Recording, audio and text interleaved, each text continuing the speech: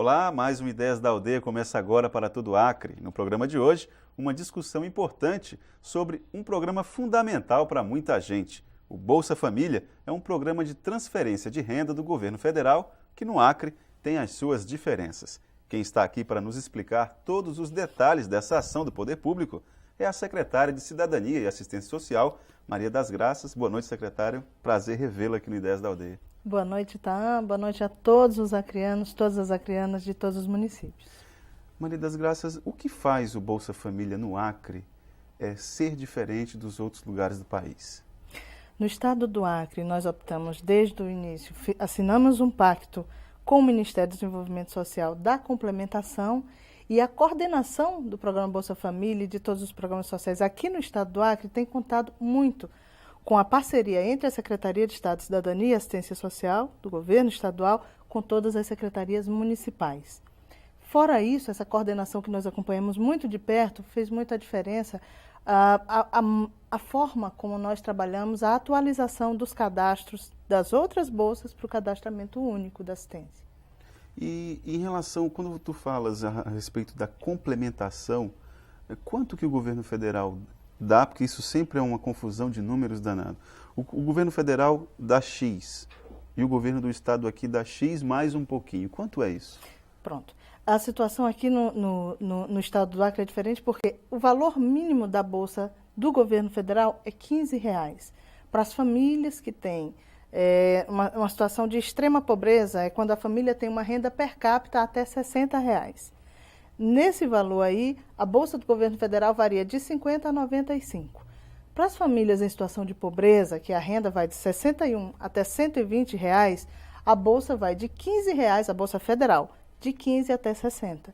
Aqui no Acre, o valor mínimo da bolsa é R$60. Ou seja, aqui as famílias que estão incluídas no Bolsa Família não recebem menos do que R$60. O Acre é um estado que fez isso e faz o acompanhamento direto de todos os municípios. A fazer o acompanhamento direto em todos os municípios, qual foi a dificuldade que vocês encontraram para concretizar isso?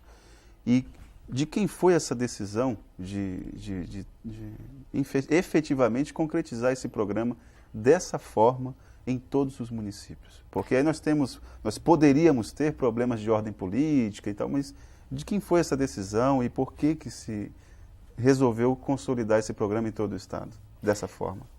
A ordem que a gente tem, a determinação que nós temos do governador Jorge Viana, do vice-governador Binho, é que as políticas precisam chegar até as pessoas que têm direito a elas. Não importando qual é o município, qual a participação político-partidária dos prefeitos, dos parlamentares ou das pessoas. Então, com essa determinação, o professor Binho fez o primeiro desenho da pactuação que nós fizemos com os municípios. E a partir daí nós tivemos conversas muito sérias e muito produtivas com a AMAC, a Associação dos Municípios do Acre, onde a gente teve a oportunidade de apresentar para todos os prefeitos a nossa disponibilidade em auxiliarmos e acompanharmos as prefeituras nesse processo de atualização cadastral. Então, a partir daí, nós fizemos uma assinatura de convênio com os 22 municípios do estado do Acre. Cada município recebeu para a sua Secretaria de Assistência Social um equipamento mínimo que precisa para entrar em contato, para fazer as modificações no cadastramento único. Equipamento de informática, né? Equipamento de informática, um computador, uma impressora, no-break, computador com possibilidade de um computador bom que rodasse o programa, que rode o programa do cadastramento único e que tenha possibilidade de conectividade com a Caixa Econômica, com a Secretaria de Estado e com o Ministério do Desenvolvimento Social. Depois daí, além do equipamento, nós fomos a cada regional e a cada município fazer capacitação dos cadastradores. Ensinar os cadastradores a operar a máquina, a fazer todo o processo burocrático. Os cadastradores nós ensinamos a fazer o preenchimento do cadastro único. É um cadastramento extenso, então a gente precisou fazer alguma capacitação. As prefeituras selecionaram, nós capacitamos os cadastradores e também os digitadores. Que aí esse processo de inserir os dados do cadastro único no computador e a transmissão foi um processo que a gente participou muito efetivamente. Nós montamos com um servidor lá da Secretaria, o Wilde, que todos os municípios conhecem, é a pessoa que dá esse suporte direto. E muitos municípios recorreram à secretaria como de direito, estão convidados, continuam convidados a recorrerem à Secretaria de Assistência Social quando houver necessidade. Então, alguns municípios, o Wilde foi lá pessoalmente quando aconteceu o problema e teve um caso que ele levou. Veio o secretário com o computador, com a CPU debaixo do braço, e ele montou um sistema lá na secretaria, passaram a noite inteira redigitando, corrigindo os erros para, de manhã, enviarem esses dados para Brasília. E com isso, com essa agilidade, com essa comunicação entre os municípios e entre a secretaria, nós conseguimos, hoje o Acre é o estado campeão na atualização desses cadastros. Proporcionalmente, a gente atualizou mais cadastros do que qualquer outro lugar do Brasil. Isso é uma coisa muito boa e foi feito graças à parceria também dos municípios. Mesmo com todas essas dificuldades geográficas e tudo, o Acre conseguiu terminar tudo, fazer a lição de casa. Fizemos a lição de casa. Os prefeitos fizeram a sua parte, contratando a equipe que ia nas casas, que fazia o preenchimento do cadastro, que digitava. A gente fazia a nossa parte de dar esse suporte, de tirar dúvidas, de capacitar as pessoas para que esses dados chegassem o mais rápido possível. E aí outros lugares que tem estrada, que tem todo o aparato tecnológico, ficaram para trás do Acre. Isso é mais uma prova de que aqui no Acre, quando a gente leva as coisas a sério, os prefeitos, os secretários estaduais, eu queria parabenizar cada um que se empenhou muito. Cada secretário teve um empenho fenomenal. E a gente também lá na equipe da CECIAS, por determinação do governador e do vice-governador Binho, de quem saiu toda essa ideia do Estado estar mais próximo. Só o Acre fez isso. Nenhum outro estado fez esse convênio, pactou com as prefeituras, foi lá. Alguns estados deixaram os municípios entrarem em contato direto com o Ministério. Aqui não. Numa conversa lá em Brasília, a gente colocou assim, perguntaram, o que vocês fizeram lá no Acre? Por que foi tão rápido? Por que vocês atingiram mais de 73% por enquanto? Esses dados são de abril. Por que vocês conseguiram 73%? A gente disse, porque a gente interveio, a gente fez o papel que o Estado precisa fazer na questão da descentralização. Tem atividades, tem atribuições do governo federal, do governo estadual e das prefeituras municipais. A gente fez a nossa parte por determinação do governador e do vice-governador. E a duplicidade de beneficiários, ou de benefícios, Maria das Graças, com esse trabalho todo? Quais são as possibilidades de que alguém possa estar sendo beneficiado duas vezes pelo mesmo programa? Antigamente a gente tinha Bolsa Alimentação, Cartão Alimentação, Vale Gás, Bolsa Escola e Bolsa Família. Nós não temos mais isso? Não. As bolsas remanescentes, nós estamos em processo de transferência de todas as outras bolsas para um benefício só, para a Bolsa Família, que tem diferença também no valor e tem diferença nas condicionalidades e no acompanhamento. Condicionalidades, o que é isso? São as condições mínimas para que a família tenha acesso ao programa Bolsa Família. Por exemplo, são condições básicas. A família só pode ter acesso se ela garantir a nutrição e a alimentação das gestantes, nutrizes e das crianças recém-nascidas, e se garantir também a presença na escola da criança em idade escolar. Então, isso significa que daqui a pouco, daqui a 5, 10 anos, a qualidade dos nossos brasileiros vai estar muito além, muito acima, muito melhor do que a qualidade que a gente tem hoje. Vai ter uma espécie de geração educada em função do Bolsa Família. Uma geração educada, alimentada e com saúde. Então, daqui a pouco a gente vai ter brasileiros que tiveram acesso à escola. E aí esse talvez seja um dos grandes pilares do programa Bolsa Família. E os centros de referência de assistência social fazem o acompanhamento dessas famílias. E as secretarias de educação, as secretarias de saúde, junto com as secretarias de assistência social, fazem também a checagem de quais são as famílias que estão alimentando, estão fazendo acompanhamento vacinal, acompanhamento de saúde e alimentar de suas crianças e o acompanhamento da educação, quantas crianças estão na escola. Então, juntando com isso, a gente tem o governo federal repassando para as pessoas o direito que elas têm, que adquiriram sempre, desde sempre, mas que foi lacrado, foi sacramentado com a Constituição de 1988, a ter direito aos programas sociais. E este é o primeiro governo, desde 88, que existe isso na Constituição, o direito das pessoas de terem os mínimos sociais.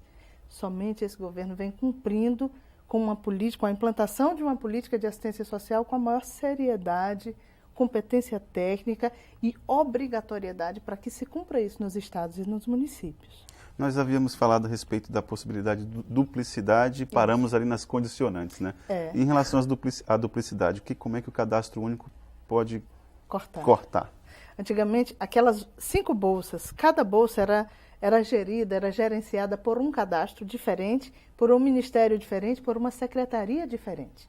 Então, a gente tinha uma família que podia receber, ou que recebia algumas vezes, Bolsa Escola, Vale Alimentação e Auxílio Gás. Vale Gás e Auxílio Alimentação. Numa família só. E muitas vezes, ao nosso lado, tinha outra família que, nas mesmas condições de pobreza, não recebia nenhum, porque não tinha meta. Não tinha vaga nas bolsas. O cadastro único, ele vem para fazer essa filtragem e distribuir com mais igualdade, com mais justiça, com mais equidade para todas as pessoas que precisam. E a meta do governo federal nós estamos hoje com 9 milhões de bolsas família no Brasil inteiro. A meta do governo federal é chegar até o final do ano com 11 milhões de bolsas. Desse aumento, vão caber 12 mil bolsas aqui ao Acre.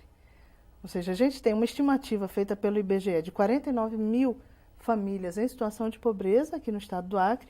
Nós tínhamos 43 mil famílias recebendo Bolsa Família, já inseridas no cadastro único, e vamos passar a ter 55 mil famílias. Até o final desse ano? Até o final desse ano.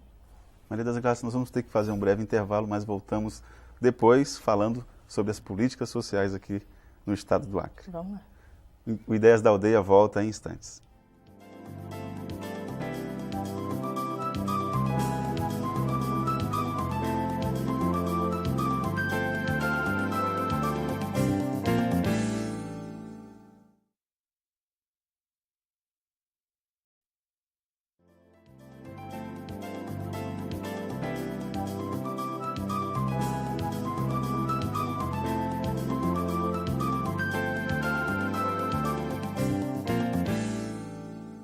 Olá, o Ideias da Aldeia está de volta e hoje conversando sobre políticas sociais com a secretária de Cidadania e Assistência Social, Maria das Graças.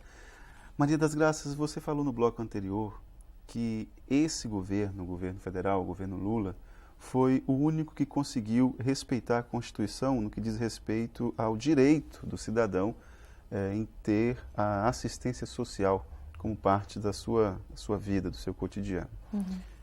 Em que mesmo, além disso, dessa diferença em relação aos outros governos, em relação às políticas sociais, o que diferencia o governo Lula?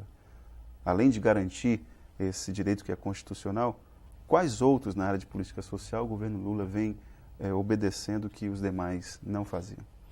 Na organização da política de assistência social. Nós tínhamos, até pouco tempo atrás, até um certo preconceito em dizer política de assistência social, porque a assistência sempre foi tratada como uma política menor, como uma política que a gente fazia porque era bonzinho. O governo Lula montou uma equipe de Ministério do Desenvolvimento Social e Combate à Fome com bastante competência e coerência ética e política. Nós temos no ministro Patrus Ananias, na secretária executiva Márcia Lopes, que são os coordenadores de uma equipe enorme, e aí passando por todas as secretarias nacionais das políticas sociais, que vem conduzindo com bastante seriedade, com critérios técnicos, mas critérios que também permitem a subjetividade de avaliar cada região.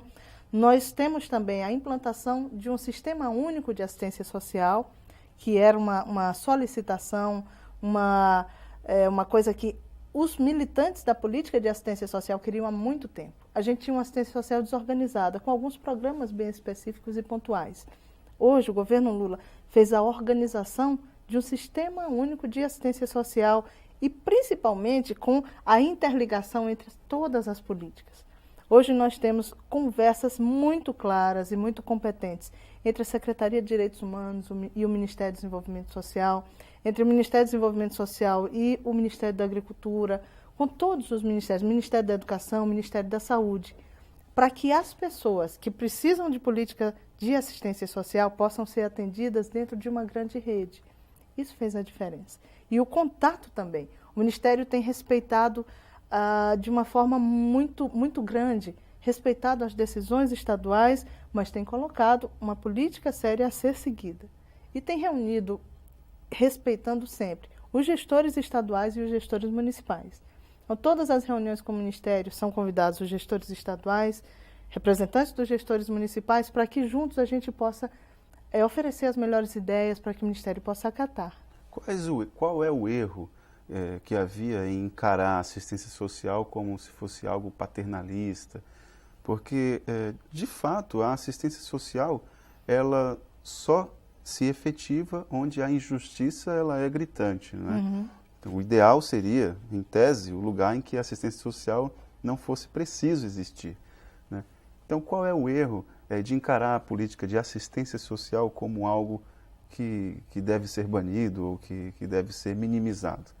Tá. O erro é que a gente sempre considerou os pobres como pessoas que esperavam por intermédio de uma pena, por intermédio de uma benemerência de alguém que podia mais, de alguém que tinha poder, e os pobres completamente sem poder, esperando que essas pessoas que tivessem no poder dessem alguma coisa, oferecessem, ajudassem. E não é ajuda coisa nenhuma. A política de assistência social é um direito das pessoas. Então, quando a gente coloca que o governo brasileiro finalmente tomou uma postura séria, uma postura adequada, e está assumindo a política de assistência social como uma prioridade de seu governo, isso significa que o governo brasileiro está tendo respeito à pobreza.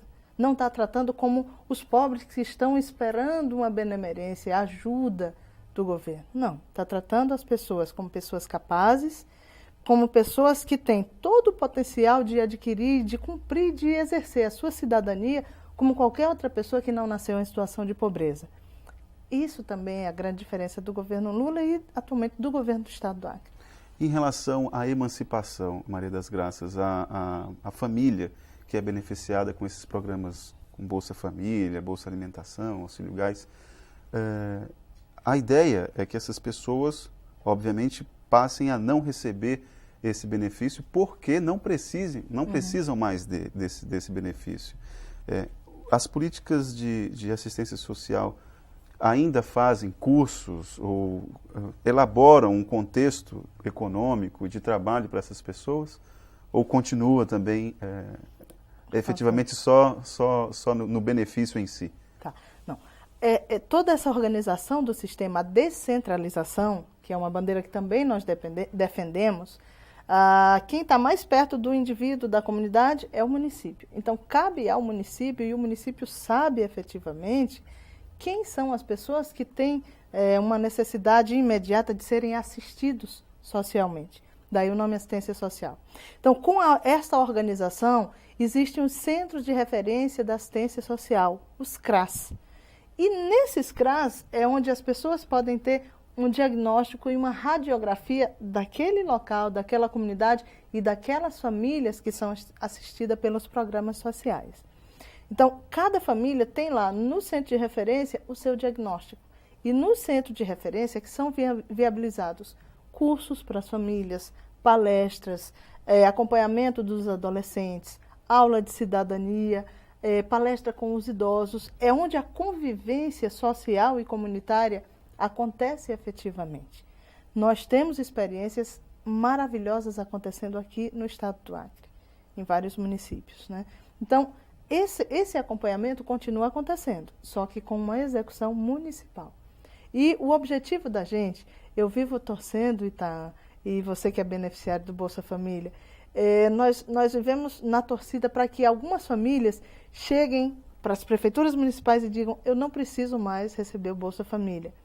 Pode passar o meu benefício para uma família que esteja mais necessitada do que eu, porque hoje eu já não preciso mais disso. Esse é o nosso grande sonho, e que a gente precise cada vez menos. Precisar menos da assistência social significa adquirir já essa emancipação, significa poder viver dignamente sem a complementação feita pelo Estado. Maria das Graças, pelo que tu falas aí, a responsabilidade do município nas políticas sociais, ela só tem aumentado, né? A resposta veio do tamanho que você pensava ser dos municípios acreanos. Você tem falado que a responsabilidade, eles têm respondido, né, em alguns pontos, mas em todos os pontos das políticas sociais, os municípios têm respondido à altura? Tem municípios que responderam à altura, sim. Nós temos alguns municípios que, por exemplo, na atualização cadastral, nós temos 3 ou 4 municípios que completaram todos os cadastros. Entregados aqui, fizemos a lição de casa, 100% dos cadastros atualizados. Nós temos municípios que têm se esforçado muito. Aqui, o que pede, o que exige a política de assistência social também, que nos centros de referência existe uma equipe técnica mínima. Um assistente social obrigatoriamente, um psicólogo. O assistente social é a equipe, é o fundamental numa equipe de assistência social. Aqui no Acre ainda nós não temos uma oferta grande desses profissionais em assistência social. Então, o que tem feito? Alguns municípios têm se esforçado muito para até driblar essa ainda falha na nossa formação. Os primeiros assistentes sociais formados aqui no Acre vão sair no próximo ano, mas alguns municípios têm contratado pessoas de fora, pedem sempre um apoio da Secretaria de Estado e a gente tem recorrido a isso. Então, a gente tem alguns municípios, e são muitos, têm corrido atrás até para superar algumas deficiências que nós temos pela própria ausência de profissionais aqui. Isso tem sido um fator importantíssimo para o sucesso da política de assistência social aqui no Acre. E também os gestores, os secretários municipais de assistência social, eles procuraram absorver com muita rapidez e com muita competência a nova política de assistência social. Nós temos dificilmente um gestor de assistência social aqui no Acre ainda querendo repetir ou ainda repetindo os velhos modelos, os modelos conservadores. Nosso Estado, os gestores municipais de assistência social estão de parabéns em quase todos os municípios, têm nos procurado. Nós temos conversado com o Ministério e está muito visualizado, está muito forte o assumir, a assimilação que os gestores municipais fizeram da nova política de assistência social. Isso muito nos orgulha. Que bom. Outro programa importante na área social é o Programa de Erradicação do Trabalho Infantil. Eu me lembro que no início do governo Jorge Viana era comum nós vermos aqui no centro das ruas de Rio Branco vários adolescentes, crianças até de 9, 10 anos, trabalhando, perambulando pelas ruas, enfim. Isso parece que não se consegue ver mais aqui no centro, pelo menos nas ruas centrais da cidade, esse tipo de situação. A que se deve isso? É exclusivamente ao PET, a esses programas como Bolsa Família? Que ações foram feitas pelo município que deram essa resposta a olhos vistos? Como o Bolsa Família tem as condicionalidades, também a Bolsa do PET tem a condicionalidade de retirar a criança da situação de trabalho infantil e colocá-la na escola, né, fazer o acompanhamento. Inclusive, o programa PET tem um acompanhamento de segundo tempo. Criança estuda e faz também uma complementação. Em Rio Branco, aqui no estado do Acre, a Secretaria de Estado tinha um programa chamado Programa Jacamim, que era um programa de abordagem das crianças que estavam em situação de rua ou em situação de trabalho na rua. Fazia essa abordagem das crianças e íamos procurar a família, para perguntarmos e para checarmos na família qual era a situação que levava a família a permitir que a sua criança, seu adolescente, fosse trabalhar na rua. E muitos adolescentes, muitas crianças, infelizmente, trabalhavam e ainda trabalham para sustentar a família. Isso é proibido. Não é proibido o trabalho de aprendizagem. Não é proibido o trabalho que é acompanhado pela família e que permite que a criança, que o adolescente também estude, tenha acesso ao lazer, ao divertimento, à escola e à saúde. Não é permitido que a criança ou o adolescente tenha uma situação de trabalho de sustento da família. Então, a gente fazendo essa abordagem, íamos lá na família e a família era inserida em algum programa social. Hoje, com a descentralização dos programas, do trabalho da assistência social, essa tarefa está sendo executada e muito bem executada pela Prefeitura de Rio Branco, que organizou também uma equipe de abordagem de rua e, junto com o Centro de Referência de Assistência Social, está distribuindo as crianças e está fazendo o acompanhamento efetivo das suas famílias.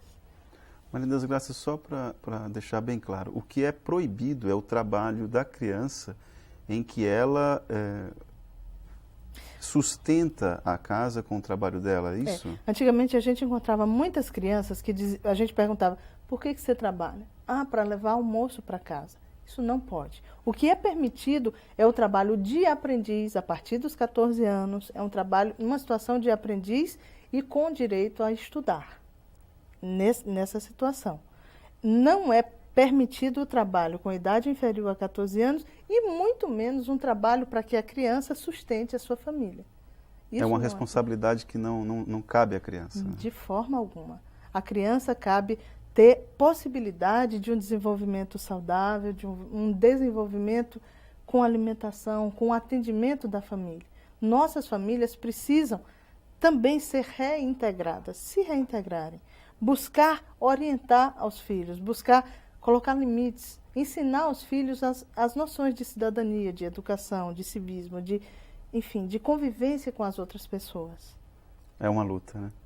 É uma luta, mas é uma luta boa e tenho absoluta certeza que essa luta não é exercida só pelos órgãos governamentais.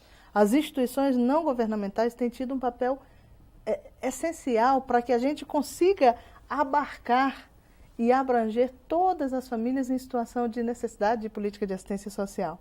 Sozinho o Estado não poderia fazer nada. Então a gente conta com uma rede enorme de instituições não governamentais, as prefeituras municipais, pessoas voluntárias que participam dessa rede e isso nos dá certeza que essa luta a gente vai conseguir vencer, tá? Se Deus quiser. Olha, foi um prazer recebê-la aqui no Ideias da Aldeia, Maria das Graças. Prazer é todo meu. Eu aproveito novamente para parabenizar todos os gestores municipais de assistência social, todos os conselhos municipais de assistência social. Outra característica da nossa política é a participação forte dos conselhos de assistência social, para o monitoramento, para o acompanhamento de todas essas políticas. Então, eu parabenizo a todos, agradeço a todo mundo que está com a gente nessa implantação da política. A política de assistência social é uma das coisas mais belas que a gente pode exercer. Vamos continuar fazendo essa política com muito critério, com muita responsabilidade, que a gente consegue uma grande vitória. Ok, obrigado mais uma vez pela sua participação. Bom, e a você que nos acompanhou em uma das cidades acreanas, obrigado pela participação e até o nosso próximo encontro.